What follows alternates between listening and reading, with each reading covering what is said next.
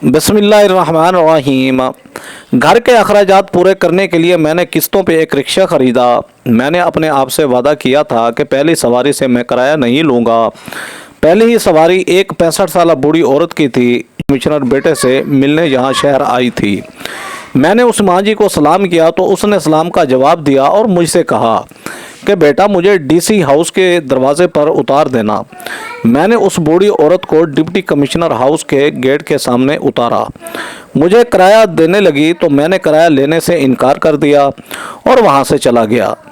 बूढ़ी औरत DC house में दाखिल होने लगी तो गेट पर ही सिक्योरिटी गार्ड ने उसे रोका और कहा कि साहब एक अहम मीटिंग में मसरूफ़ हैं, लिहाजा आप अंदर नहीं जा सकती। 2 घंटे बाद मैं दोबारा वहां से गुजरा तो मैंने देखा कि बूढ़ी औरत गेट के बाहर रो रही है। मेरे पूछने पर उसने मुझे बताया कि मेरे बेटे ने मुझसे मिलने से इनकार कर दिया। मुझे इस बात का बहुत अफसोस हुआ। पहले दिन मुझे 3000 रुपये की दिहाड़ी लगी। मैंने वो 3000 रुपये डीसी हाउस के खाकरोब को दे दिए और उससे कहा कि जब भी तुम डीसी साहब के कमरे की सफाई करने के लिए जाना तब। मुनीर साहब अफसरदा लहजे के साथ घर में दाखिल हुए। उसकी बीवी राबिया ने चेहरा देखते ही अपने शौहर से पूछा कि क्या हुआ, आप तो पेंशन लेने गए थे। मुनीर साहब ने अपनी बीवी से कहा कि पेंशन तो मैं ले आया हूँ, लेकिन एक बुरी खबर है, फैक्ट्री की तरफ से मुझे नए साल के आगाज़ में अब पेंशन नहीं मिलेगी। फैक्ट्री के बंद होने का भी खदशा है। राबिया ने जब ये सुना तो परेशान हो गई और कहने लगी ऐसे कैसे मुमकिन हो सकता है, आपने अपनी ज़िंदगी के 30 साल उस फैक्ट्री को दिए हैं और पिछले 5 बरस से आप पेंशन ले रहे हैं। ऐसे कैसे मुमकिन हो सकता है कि वो अचानक अपना फ़ैसला तब्दील कर दें और पेंशन देना ही आपको बंद कर दें। सुनकर मुनीर साहब की आंखों में आंसू जारी हो गए और वो कहने लगे बस आप किसी भी रिटायर मुलाजिम को पेंशन नहीं मिलेगी। पिछले 2 साल से फैक्ट्री खसारे में जा रही थी और अब मालिक की तरफ से उसे फ़रोख्त करने का मंसूबा बनाया जा रहा है। जो ताजर उस फैक्ट्री को ख़रीद रहा है उसमें तमाम रिटायर्ड मुलाजमीन की पेंशन ख़त्म कर दी गई है। तो ये सोचकर परेशान हो रहा हूँ कि अब क्या करूँ। शायद हमें बेटों का मोहताज होना पड़ेगा और उनके पास जाना पड़ेगा, क्योंकि ये तो एक किराए का मकान है, हमारा ज़ाती घर तो है नहीं। 40,000 माहाना पेंशन मिलती थी जिसमें से हम इस मकान का किराया भी देते थे, मगर अब ऐसा मुमकिन नहीं और मजबूरन हमें यह मकान खाली करना ही पड़ेगा। इसकी बीवी राबिया ने कहा अब आपका क्या इरादा है, आपके माशाल्लाह 3 बेटे हैं जिसमें से एक बेटा तो ऑफिसर भी है, मगर अफसोस वो तो आपसे खफा है। और वो क्यों खफा ना हो, आज से 20 साल पहले जो वाक़या हुआ था उसमें मेरा बेटा बेकसूर था, लेकिन आपने तो हद कर दी थी। लोगों की बातों पर यकीन किया, लेकिन अफसोस के अपने बेटे पर भरोसा नहीं था। आपको और अपने बेटे की बात पर यकीन ना किया और उस पर इतना तशद्दुद किया, इतना मारा कि वो घर से चला गया और दोबारा मुड़कर ना देखा। मुनीर साहब ने बीवी के मुंह से जब ये अल्फाज सुने तो कहने लगा ठीक है मैं गलत था, मानता हूँ इस बात को, लेकिन मैं उसका बाप था और मैं तो उससे मिलने भी गया था, लेकिन अगर एक बार वो मेरा सामना करता, मुझसे मिल लेता तो बाप होने के बावजूद उससे मैं माफ़ी मांगता। अगर वो तो मेरा चेहरा ही देखना नहीं चाहता, इतनी नफ़रत करता है वो मुझसे कि मेरा सामना ही नहीं करना चाहता। मैं कितना खुश हुआ था जब उसकी जॉइनिंग हुई थी। पहले वो असिस्टेंट कमिश्नर के ओहदे पर फैज़ हुआ और अब तरक्की करते करते डिप्टी कमिश्नर माशाल्लाह बन चुका है, लेकिन अपने बाप को अभी तक उसने माफ़ नहीं किया। जिस दिन मैं उसके ऑफिस गया था उससे मिलने, उसने अपने सिक्योरिटी गार्ड से ही कहा था कि उसे वापस भेज दें और उससे कह दें कि आपका बेटा हमेशा हमेशा के लिए आपके लिए मर चुका है। वो दिन मेरी ज़िंदगी का एक तारीख तरीन दिन था जब मैं अपने बेटे से मिलने के लिए 200 किलोमीटर का फासला तय करके शहर गया था, मगर फिर वहाँ से बगैर मिले वापस आ गया। अब खुद बताओ उस ज़िल्लत के बाद मैं दोबारा कैसे जा सकता हूँ ताहिर के पास। ये सुनकर राबिया ने अपने शौहर से कहा कि जो सलूक आपने अपने बेटे के साथ किया था, शायद ताहिर की जगह कोई और भी होता तब भी ऐसा ही करता।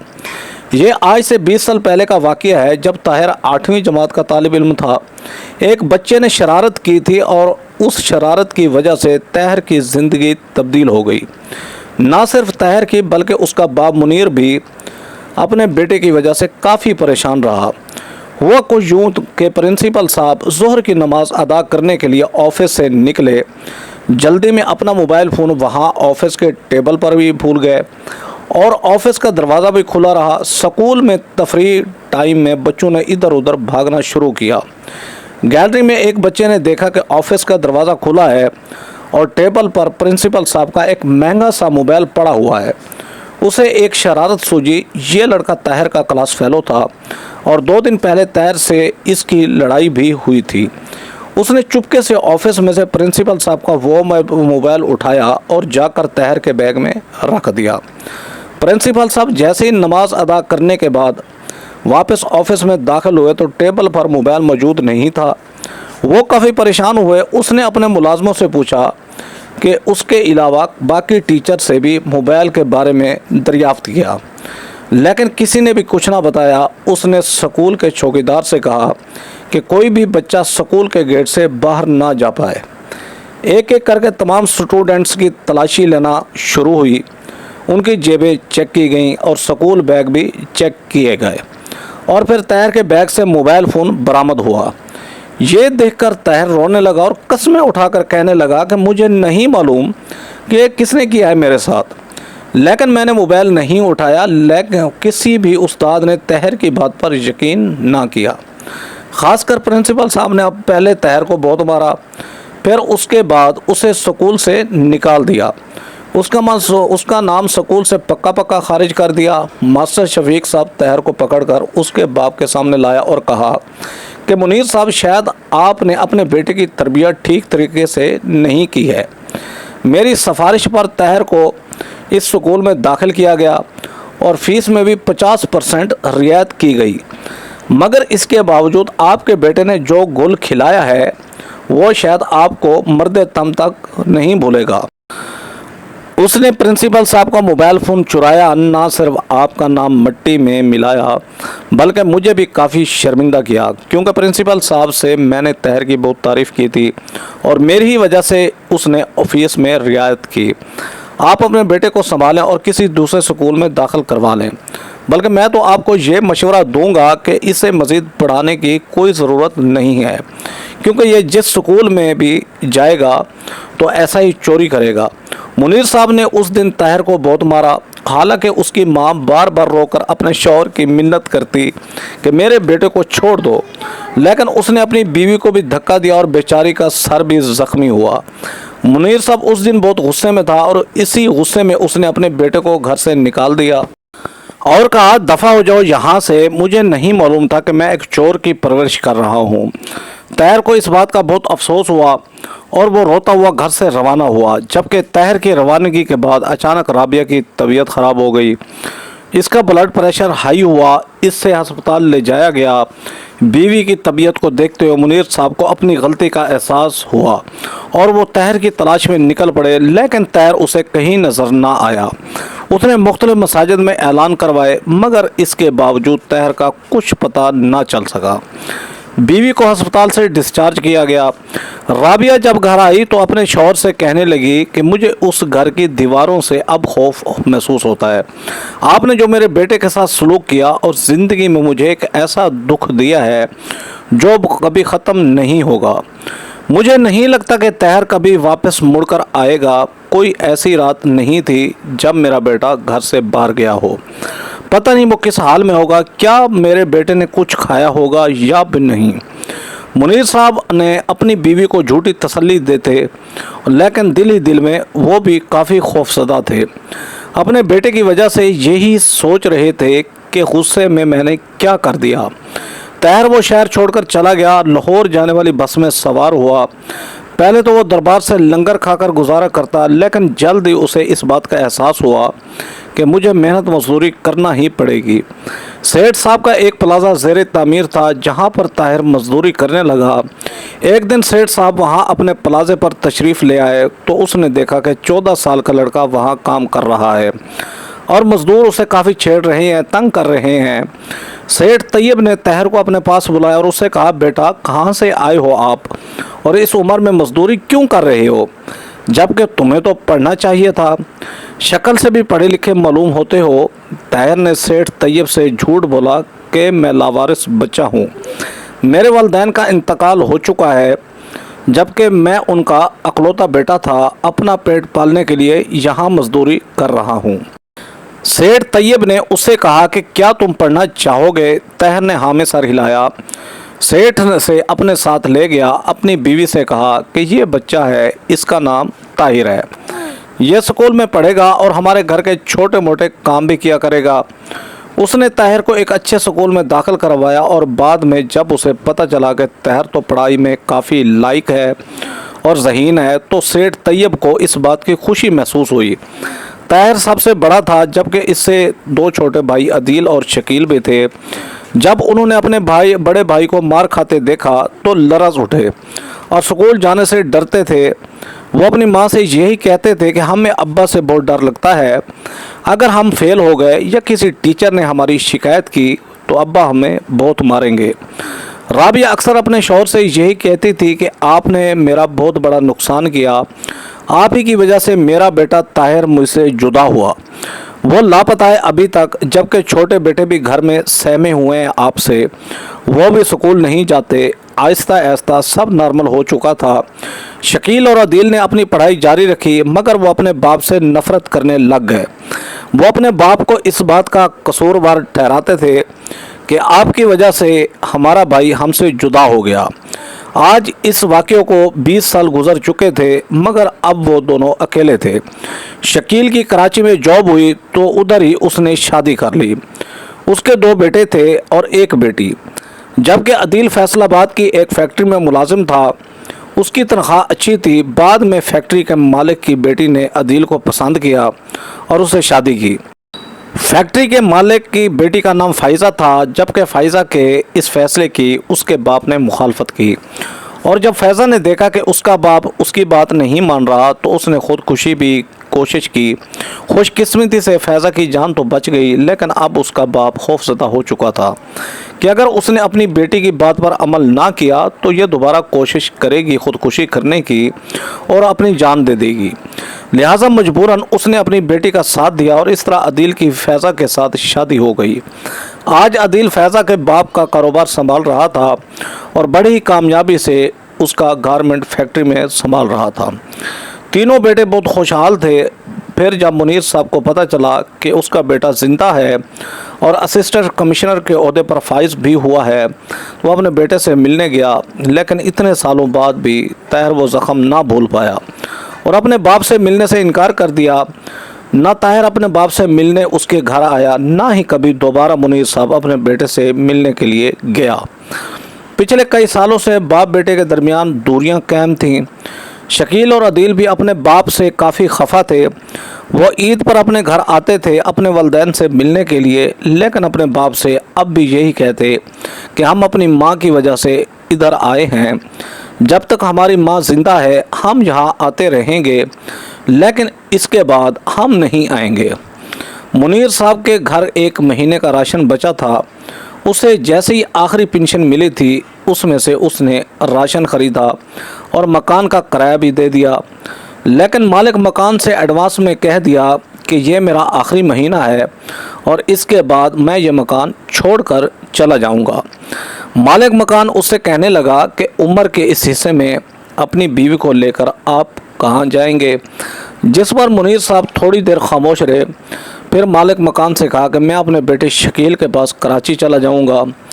مالک مکان نے جب یہ سنا تو تنزیہ انداز میں کہا کہ آپ کی تو اپنے بیٹوں سے بنتی ہی نہیں، ایک بیٹا بچپن میں ہی آپ کو چھوڑ کر چلا گیا، اس میں بھی آپ کی غلطی تھی اور آپ کے 2 چھوٹے بیٹے بھی تو آپ سے بددل ہیں، آپ وہاں جائیں گے لیکن مجھے نہیں لگتا کہ وہ آپ کو دیکھ کر خوش ہوں گے۔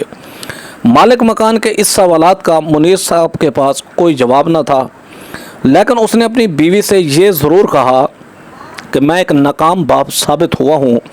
اگر میرا بیٹا چور ہوتا تو آج اتنے اعلیٰ عہدے پر کیسے فیض ہوتا۔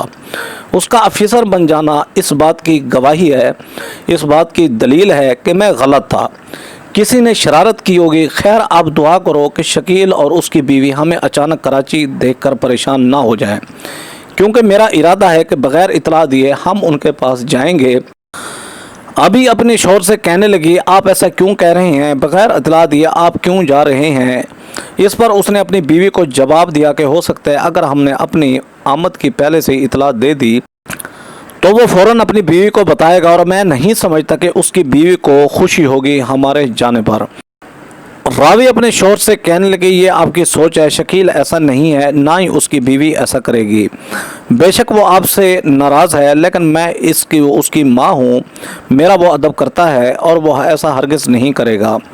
مہینے کے آخری دن وہ اپنا یہ مکان چھوڑ کر جا رہے تھے، پچھلے کئی سال سے وہ یہی رہ رہے تھے، اس جگہ سے اس کی یادیں جڑی ہوئی تھیں۔ وہ راستے میں جا رہے تھے کہ امام مسجد ان کے سامنے آیا۔ مولوی صاحب نے ان سے پوچھا کہ منیر صاحب اپنی بیگم کو لے کر آپ کہاں جا رہے ہیں؟ جس پر اس نے جواب دیا کہ مولانا صاحب ہم اپنے بیٹے سے ملنے جا رہے ہیں۔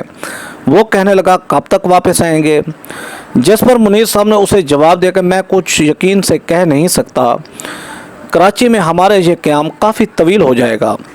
آپ کو تو معلوم ہوا ہے فیکٹری والوں نے میری پینشن ختم کر دی ہے، اب تو مالک نے یہ فیکٹری بیچ دی، لہٰذا اس کے تمام اصول ہی تبدیل ہو چکے ہیں۔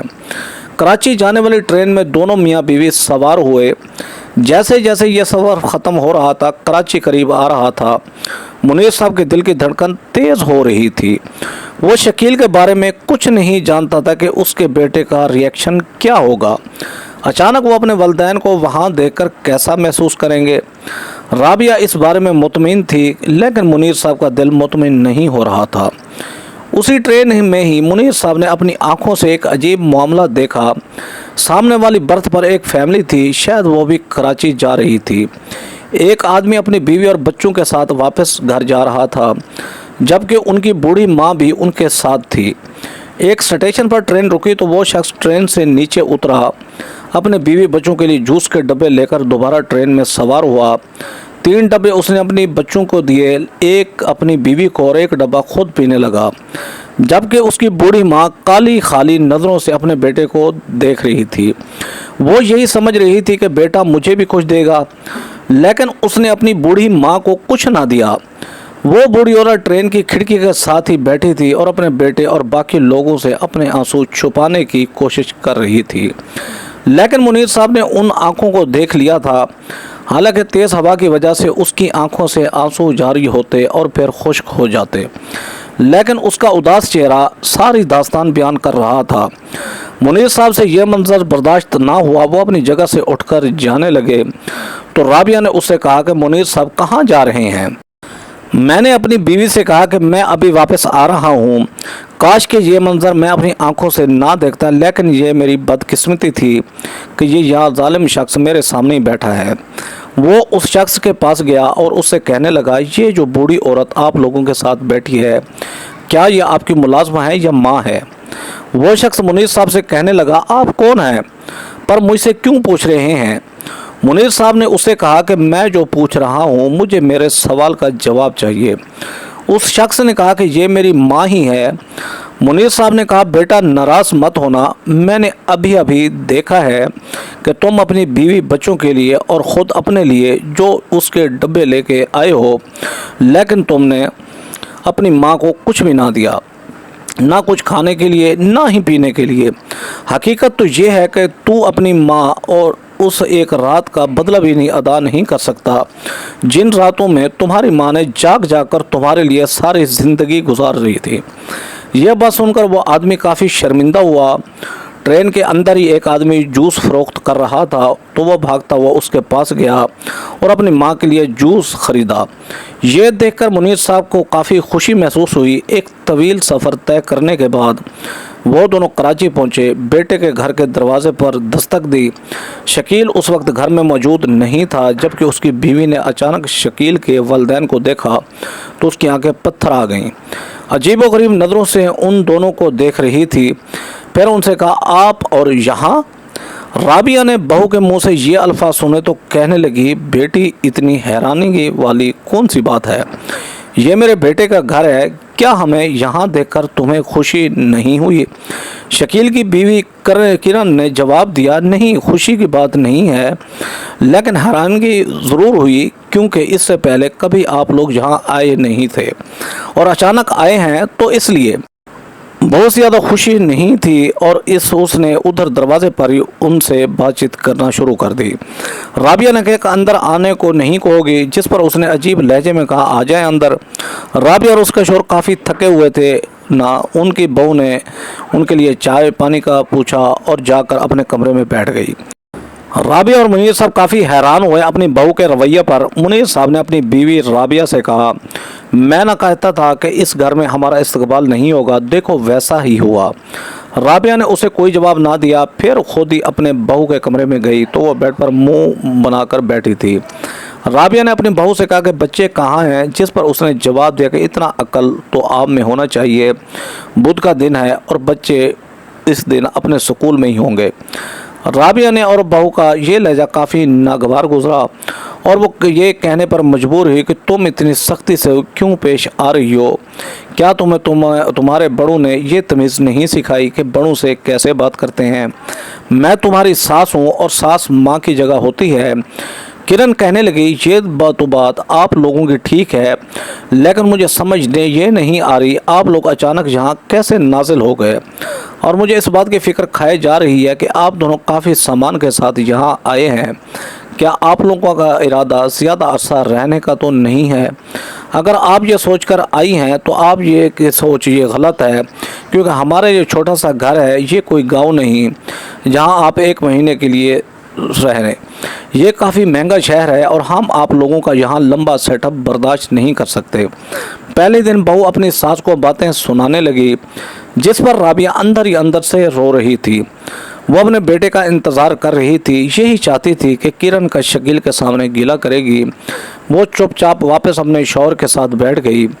وہ دونوں کافی بھوکے تھے مگر اب برداشت کر لیا اور اپنے بیٹے شکیل کا انتظار کرنے لگے۔ تھوڑی دیر بعد بچے سکول سے واپس آئے۔ منیر صاحب نے اپنے پوتوں کو اپنے پاس بلایا۔ بچے ان کے پاس جانے لگے تو کرن نے گرجدار آواز میں بچوں کو اپنے پاس کمرے میں بلایا۔ بچے وہیں سہم گئے اور واپس کمرے میں چلے گئے۔ ماں اپنے بچوں سے کہنے لگی کہ ابھی سکول سے تھکے ہوئے آئے ہو، ذرا یہاں آرام کرو۔ وہ تھوڑے 1 یا 2 دن کے لیے یہاں آئے ہیں، ان کا ارادہ یہاں لمبے عرصے تک رہنے کا ہے۔ یہ ہماری بدقسمتی ہے بیٹا، اب یہ ہمارے ساتھ رہیں گے۔ بچوں نے جب یہ سنا تو اپنی ماں سے کہنے لگے ماں کیا دادا اور دادی ہمارے کمرے میں تو نہیں رہیں گے؟ کرن کہنے لگی ہاں مجھے بھی یہی لگتا ہے۔ منیر صاحب اور اس کی بیوی باہر صحن میں اس کی ساری گفتگو سن رہے تھے۔ منیر صاحب نے افسردہ لہجے میں اپنی بیوی سے کہا کہ میں نے تم سے کہا تھا نا کہ یہاں ہمارا استقبال کچھ اچھے طریقے سے نہیں ہوگا، لیکن تمہیں میری بات کا یقین نہیں تھا۔ رابعہ نے رو کر کہا کہ میں اپنے بیٹے سے کرن کی شکایت ضرور کروں گی۔ میں تو شکیل کا انتظار کر رہی ہوں کہ وہ جلدی سے آفس سے واپس آ جائے۔ تقریباً شام 4 بجے شکیل آفس سے واپس آیا۔ اپنے والدین کو اچانک اپنے گھر میں دیکھ کر حیران ہوا اور پھر کہنے لگا آپ کب آئے؟ رابعہ نے رو کر کہا کیوں تمہیں بھی اس بات کا افسوس ہوا ہے؟ شکیل کہنے لگا ماں جی آپ ایسی باتیں کیوں کر رہی ہیں؟ میں ویسے ہی پوچھ رہا ہوں، آپ نے اپنی آمد کا بتایا نہیں، کیوں اچانک آپ کو دیکھا اس لیے پوچھ رہا ہوں۔ رابعہ اپنے بیٹے سے کہنے لگی بیٹا آپ کی بیوی نے ہمارا خوب استقبال کیا، جب سے ہم ادھر آئے ہیں اس نے پانی تک نہیں پوچھا۔ ایسا محسوس ہو رہا ہے جیسے ہم کوئی بھکاری ہوں یا پھر کوئی چور جو اسے لوٹنے آئے تھے۔ شکیل نے یہ سن کر غصہ آیا اور اپنی بیوی کے پاس گیا اور کرن سے کہنے لگا کہ تم نے میری ماں سے بدتمیزی کیوں کی؟ کرن کہنے لگی میں نے کچھ نہیں کہا، یہ تمہاری ماں خواہ مخواہ تمہیں میرے خلاف بھڑکا رہی ہے، ایسا کچھ نہیں جیسا یہ کہہ رہی ہے۔ پھر وہ اپنے کمرے سے باہر آئی اور رابعہ پر چلانے لگی کہ آتی اپنے بیٹے کو میرے خلاف کر دیا، میرے خلاف بھڑکانا شروع کر دیا۔ آپ سے اسی بات کی امید تھی، اگر پہلے دن یہ حال ہے تو 15 دن بعد امید ہے کہ یہ مجھے اپنے گھر سے بھی نکال دے گا۔ राबिया और उसका शौहर शकील के घर में सिर्फ 2 दिन ही रहे, लेकिन 2 दिन गुजर जाने के बाद उन दोनों में लड़ाई झगड़ा शुरू हो गया। किरण अपने शौहर से कहने लगी कि इस घर में या तुम्हारे वालिदैन रहेंगे या फिर मैं, अब फैसला तुम्हारे हाथ में है। वो अपनी बीवी को समझा रहा था, अकेले में उससे बात कर रहा था, लेकिन किरण किसी सूरत से बात नहीं कर रही थी। उसकी एक ही डिमांड थी। शकील सर झुकाए अपने वालिदैन के सामने और कहा, माँ जी मैं मजबूर हूँ, अगर आप मज़ीद हमारे साथ रहे तो मेरी बीवी अपने बच्चे लेकर यहाँ से चली जाएगी और मैं अपना घर टूटा हुआ नहीं देखना चाहता। मुनीर साहब ने अपनी बीवी से कहा, चलो बेगम, मैंने तुमसे पहले ही कहा था कि यहाँ आकर हमने बहुत बड़ी गलती की है। खैर देर आहत दुरुस्त है, हकीकत तुम्हारे सामने आ चुकी है। अब यहाँ से जाने में देर मत करना, वरना धक्के देकर ये हमें निकाल देंगे। दोनों मियाँ बीवी वहाँ से चल पड़े। अब वो फैसलाबाद अपने छोटे बेटे अदील के पास जा रहे थे। उन्हें इस बात की उम्मीद थी कि उनका बेटा अदील, जो कि काफ़ी दौलतमंद हो चुका है, वो हमें सहारा ज़रूर देगा, अपने घर में रहने के लिए जगह देगा। मगर वो जैसे ही अदील के घर के दरवाजे पर पहुँचे तो वहाँ गाड़ी में सामान रखा जा रहा था। उसकी बीवी और अदील और बच्चे कहीं जाने की तैयारी कर रहे थे। अचानक अदील ने अपने वालिदैन को देखा तो कहा, माँ आप और यहाँ अचानक, और आपने बताया भी नहीं। वो रस्मी तौर पर अपने वालिदैन से मिला और फिर कहा, हम ज़रा घूमने जा रहे हैं, 1 हफ्ते का स्टे है हमारा वहाँ, हमारा नथिया गली में। अगर आप हमारे साथ आना चाहते हैं तब भी वेलकम, लेकिन बेहतर यही है कि आप इधर घर में ही रहें, हमारे मुलाजिम आपका बेहतरीन ख्याल रखेंगे। राबिया यही चाहती थी कि यहीं रहना मुनासिब है, लेकिन इस बार भी मुनीर साहब को गुस्सा आया और उसने कहा, नहीं बेगम, मैं ऐसे घर में रहना पसंद नहीं करूँगा जहाँ औलाद हमें इस कदर नज़रअंदाज करे। तुम यहाँ रहना चाहती हो तो रहो, मैं यहाँ से जा रहा हूँ। राबिया अपने शौहर के बगैर कैसे रह सकती थी। उसने कहा, मुनीर साहब जा रहे हैं तो मुझे भी अपने साथ ले जाएं। अदील ने अपने वालिदैन को रोकने की कोशिश ही ना की और वहां से अपनी बीवी और बच्चों को लेकर नथिया गली रवाना हुआ, जबकि राबिया अपने शौहर से पूछ रही थी कि अब कहाँ जाना है। मुनीर ने कहा कि मेरा एक दोस्त है, कुछ दिन उसके पास रहते हैं, फिर अल्लाह मालिक है हमारा। मुनीर अपनी बीवी को लेकर अपने दोस्त के घर गया और वहां अचानक उसकी तबीयत ख़राब हो गई। अपने शौहर की तबीयत को देखते हुए राबिया वहां से चली, एक रिक्शे पर सवार हुई। वो अपने बेटे ताहिर के पास जा रही थी। रिक्शे वाले ने डीसी हाउस के सामने उतारा और वहां से चला गया। 2 घंटे बाद जब वापस आया तो राबिया डीसी हाउस के बाहर रो रही थी। उससे पूछा, माँ जी क्या हुआ आपको? राबिया ने रिक्शे वाले को बताया कि बेटा, मेरा बेटा डिप्टी कमिश्नर है, इतना मसरूफ़ है कि माँ के लिए उसके पास वक्त नहीं। पहले उनका सिक्योरिटी गार्ड कह रहा था कि साहब एक अहम मीटिंग में मसरूफ़ हैं, और फिर अब कह रहा है कि साहब आराम कर रहे हैं। रिक्शे वाले को यह सुनकर काफ़ी अफसोस हुआ। आज उसकी पहली दिहाड़ी थी। सारा दिन रिक्शा चलाने के 3000 रुपये उसके पास जमा हुए थे। उसने वो 3000 रुपये डीसी हाउस के खाकरोब को दिए और उसे कहा कि जब साहब के कमरे की सफाई करने जाना तो ये ख़त जाकर साहब को दे देना। खाकरोब ताहिर के कमरे की सफाई करने लग गया तो ख़त उसकी टेबल पर रख दिया। ताहिर नींद से बेदार हुआ तो उसमें लिखा था कि तुम्हारा बाप मुनीर साहब फ़लाँ जगह पर अपनी ज़िंदगी की आखिरी सांसें ले रहे हैं। अगर अपने बाप को आखिरी बार ज़िंदा देखना चाहते हो तो फ़लाँ घर के एड्रेस पर पहुंच जाओ। रिक्शा वाला राबिया से कहने लगा कि माँ जी, अगर आपका बेटा ख़त पढ़ने के बाद भी आपके पास नहीं आता, अपने बाप से मिलने नहीं आता, तो आप मेरे साथ मेरे घर चले आ जाना। मेरे वालिदैन का इंतकाल हो चुका है। मैं गरीब ज़रूर हूँ, लेकिन आपकी खिदमत करके मुझे अच्छा महसूस होगा। अभी थोड़ी ही देर गुजरी थी कि ताहिर अपनी बड़ी सी गाड़ी में अपने बाप से मिलने आया। अपने बाप को ज़िंदा देखकर खुश हुआ और फिर उसे माफ़ी भी मांगी। मुनीर साहब अपने बेटे से माफ़ी मांग रहे थे जबकि वो अपने बाप के हाथ चूम रहा था। राबिया ये देखकर काफ़ी खुश हुई कि आज 20 साल बाद बाप बेटे में सुलह हुई और उनके दिल में एक दूसरे के लिए नफ़रत हमेशा के लिए ख़त्म हो गई। दोस्तों, वीडियो अच्छी लगे तो वीडियो को लाइक करें। हमारे चैनल शौकत वाइस को सब्सक्राइब करके बेल आइकन को दबाकर ऑल पर क्लिक कर दें ताकि आपको हर आने वाली न्यू वीडियो का नोटिफिकेशन सबसे पहले मिले। Thanks for watching. अल्लाह हाफिज़।